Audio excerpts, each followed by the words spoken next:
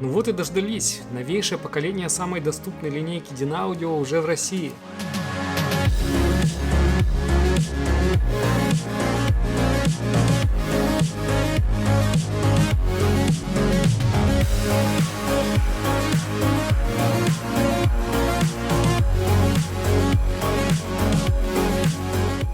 Напольники Emmet 50 представляют самую начальную и доступную, по меркам датчан, линейку акустики. Это тот самый входной билет в мир Dynaudio. Почти. На самом деле Emmet 50 это флагманы начальной линейки, самые старшие в ней, и помимо 50-х есть еще Emmet 30, напольники поменьше, двое полочников и колонка центрального канала. И вот в 2021 году датчане наконец одарили свежим дизайном свою младшую серию. Еще в прошлом году, если вы собрались завести себе младшие Дины, то должны были мириться с обилием винтов и дырок, глядящих на тебя отовсюду. Теперь вы не увидите на фасаде ничего подобного. Новые Emmet 2021 года наконец перестали делать вид студийных мониторов и выглядят даже несколько современнее старших Evoque. И грили здесь теперь магнитные, конечно, как и положено хорошим современным колонкам. В плане общего впечатления Emmet выглядят сдержанно и строго, как и положено скандинавским вещам. Вот с одной стороны практически везде параллельные прямые и правильные окружности, но почему-то складывается это все во что-то элегантное и приятное моему глазу. Конечно, линейка формально бюджетная и отделка здесь винилом, никакого натурального шпона, а сзади вы увидите сочленение стенок корпуса. Но, друзья, волноваться не стоит, отделка выглядит очень достойно. Про качество сборки я даже и не говорю, подогнаны все детали просто идеально. И, кстати, серия Emmet единственная из классической акустики Dynaudio, которая собирается в Китае. У них собственный завод, разумеется, и занимаются там изготовлением корпусов и сборкой колонок, а сами динамики по-прежнему делают в Дании и привозят их в Китай лишь для установки в корпуса. Таким образом, датчане делают серию Emmet максимально доступной. В Сканерборге очень долго занимались разработкой серии и, как они сами говорят, уделили столько же внимания малейшим деталям при разработке этих колонок и вложили столько же передовых технологий, как и во все другие их линейки. Кстати, по поводу крутизны. Сколько стоит членский билет в клуб Dynaudio? Цена этих колонок 180 тысяч рублей без малого, что не так уж и бюджетно. И, конечно же, у вас сразу возникает вопрос вперемешку с праведным гневом. Что я получу за эти деньги?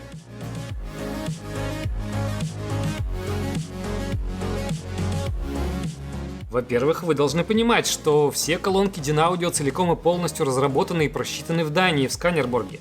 Во-вторых, вы получите трехполосные колонки в тяжелых 26-килограммовых корпусах, выполненных из 18-мм МДФ с 4 фирменными динамиками. И вот что интересно. Здесь два низкочастотника диаметром 18 см, построенных с использованием тех же технологий, что используются в драйверах старших серий Evoque, Contour и даже топовых Confidence. Это позволяет им воспроизводить низкие частоты, начиная со впечатляющих 33 Гц, а это, друзья, показатели топовых Confidence 60 на минуточку. Как они этого смогли добиться?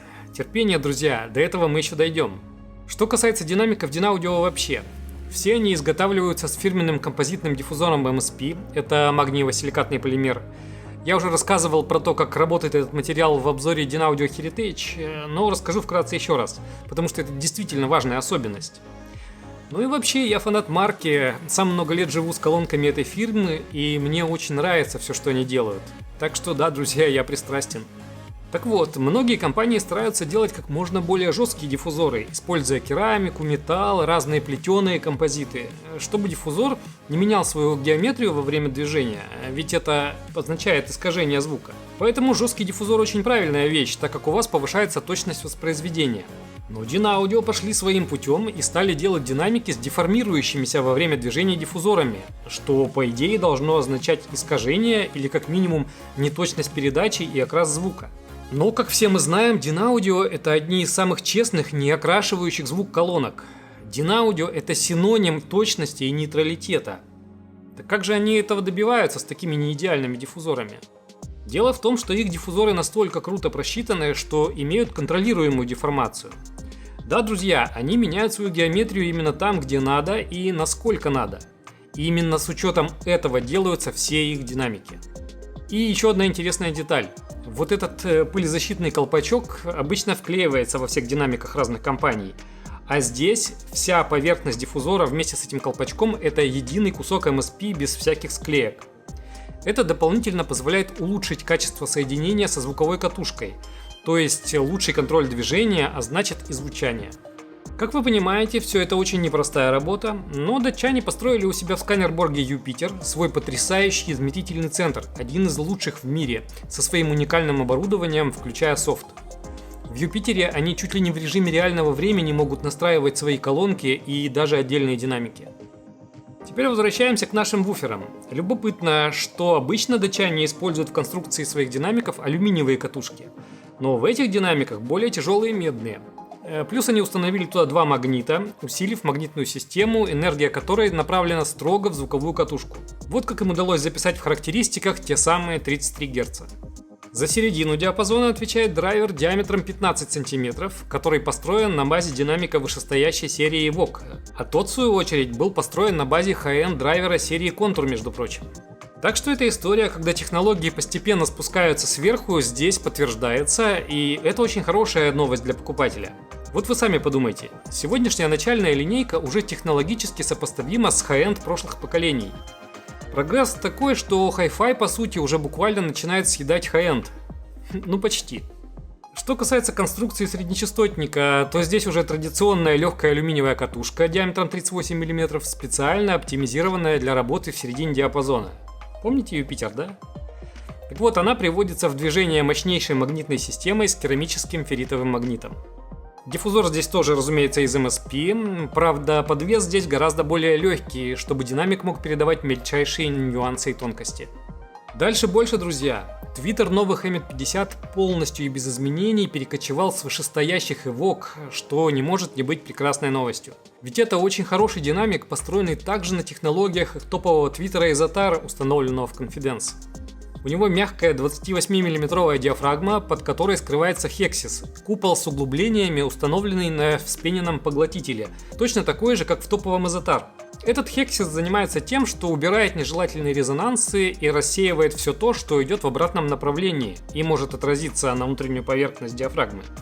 Дальше не менее интересно. Еще одна особенность колонок Dynaudio в том, что они никогда не делают колонки с двумя парами клемм, и их невозможно подключить по биампингу или бивайрингу. В Сканерборге полагают, что их кроссовер делает оптимальную работу, и поэтому не дают вмешиваться в таинство деления диапазона извне.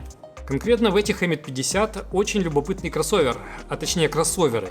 У твиттера он первого порядка, на среднечастотнике второго, а у вуферов фильтр четвертого порядка. Инженеры, как они сами говорят, решили не идти на компромисс, делая один универсальный кроссовер, а вот заморочились с каждым диапазоном отдельно.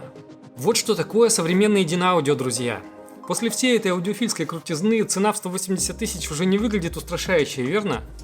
Но прежде чем начать радоваться, вы должны знать, что Dynaudio не были бы собой, если бы сделали просто еще одни хорошие колонки. Нет, вы должны будете заплатить за все это не только деньгами. Если посмотреть в паспортные характеристики, то вы заметите, что помимо прочего там указана чувствительность 86 дБ, а рекомендуемая мощность усилителя 240 Вт. Это означает, что твой дохлый бюджетный ресивер почти наверняка задохнется, пытаясь раскачать этих скандинавских красавиц. Так что, если хочешь Dynaudio, то будь готов купить наконец нормальный усилитель для них. Подозреваю, что у многих сейчас начнет бомбить, мол, зачем мне вообще хотеть Dynaudio? Есть куча всего другого и дешевле, с 4 клеммами и с перламутровыми драйверами. Да, есть. Но если ты хочешь получить быстрый, точный, детальный и абсолютно ровный звук, одинаково далеко стоящий и от расслабленной мыльности, и от хардкорной зубодробительной аналитики, то Dynaudio – идеальный вариант. Эти колонки построены так, чтобы максимально исключить свое влияние на звук. В Dynaudio считают, что волшебство творится не внутри колонок, а на сцене. И именно это транслирует Emmet-50 в первую очередь. Но проблема в том, что вместе с этой прозрачностью и честностью они будут также честно показывать вам все то, что находится в системе до них. И поэтому, покупая Dynaudio, вы должны ответственно подойти к остальным компонентам. Dynaudio в плохих системах не приживаются, именно поэтому на форумах можно встретить возмущенных людей, разочарованных якобы в Dynaudio. На самом деле они разочаровываются в своих кривых системах, но не знают об этом. Так как же звучат эти новые колонки? Расскажу на примере своих Dynaudio. У меня старый Excite, это серия, из которой выросла средняя линейка Evoque, то есть колонки на ступень выше. И вот эти начальные VOOG уже звучат серьезнее, чем мои Excite, более высокоуровневые колонки десятилетней давности, у которых тоже трехполосная конструкция с 4 динамиками. Вот вам одно неопровержимое доказательство. Twitter Emmet 50 абсолютно тот же, что и VOOG, а это как раз эволюционировавший драйвер моих Excite, но более современный. И я вам ответственно говорю, этот Twitter очень сильно отличается от того, что стоит в моих колонках. Emmet в итоге очень нейтральные колонки, на них можно слушать любую музыку, они абсолютно готовы к любым жанрам от рока до классики и всего того, что между ними. Я их слушал с совершенно небюджетной вертушкой AVM, достаточно серьезным усилителем PS Audio Stellar Strata и крутейшим фонокорректором PS Audio Stellar Phone, которые сами по себе почти $250 000 стоят, каждый из них. Но в целом в этом усилителе еще и очень хороший стример, так что он как устройство 2 в 1 вполне уместен с этими колонками. Как минимум пара из них просто шикарная получилась.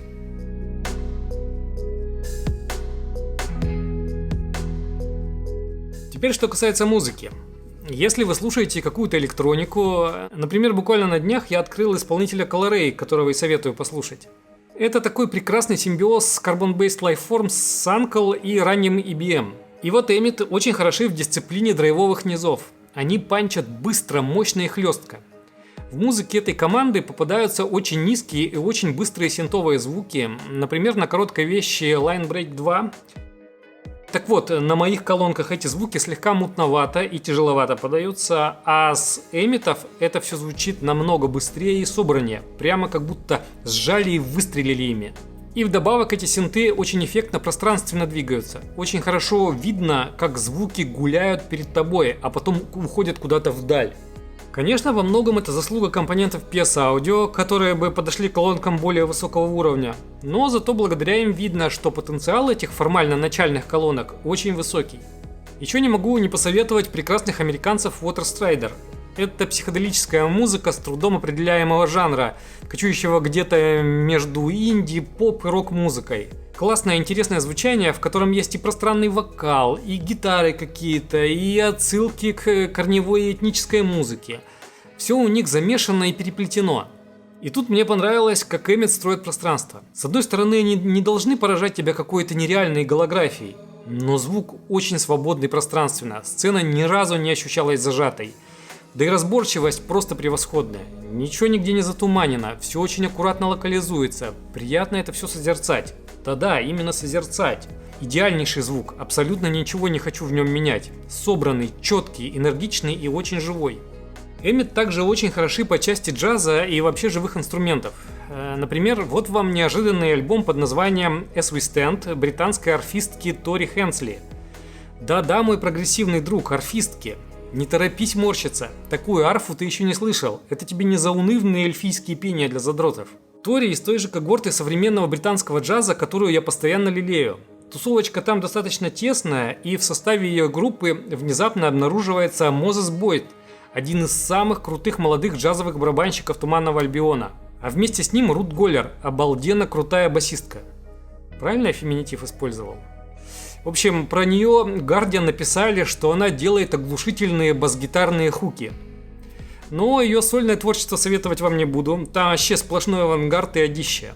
А вот в этом альбоме все куда доступнее, и тут она еще и на вокале появляется. Короче, дальше спойлерить не буду, скажу, что это очень классный, интересный и очень нескучный джаз. Кстати, посмотрите, в описании есть ссылка на ролик с живым их выступлением, это прямо жир. И вот в разрезе наших колонок, если об этой группе говорить, то потрясающее для этого класса колонок фактурное многообразие.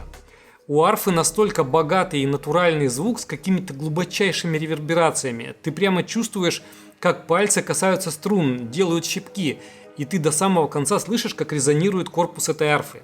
Плюс ритм-секция образцово быстрая, сочная, очень много подробностей, как в самих барабанах слышно, так и в тарелках.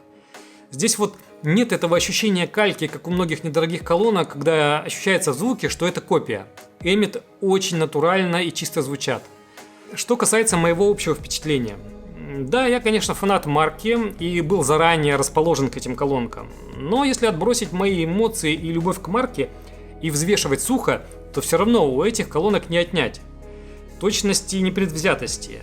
Они совершенно не окрашивают вам звук. Это абсолютно нейтральные колонки. Недюжинных голографических возможностей. Они строят сцену на очень серьезном уровне. Универсальности. На них вообще без ограничений можно слушать любую музыку, они пригодны для любого жанра уже в базе. И хоть я и не советовал вам сегодня ничего из Тяжмета, мои дорогие волосатые друзья в кожаных лосинах, но скажу, что Gojira и Deftones вкуснейше на них звучат. И скорость, и мясо, все на месте. Плюс они наконец-то симпатично выглядят и фактически звучат намного круче своих предшественников, даже более высокого уровня. Evoque 50 – идеальная аудиофильская акустика за очень вменяемые деньги, сделанная по самым современным стандартам и насыщенная крутейшими технологиями Dynaudio. Если вы сейчас выбираете себе напольники, обязательно идите и послушайте эти великолепные колонки, потому что если вы этого не сделаете, вы совершите преступление против самого себя.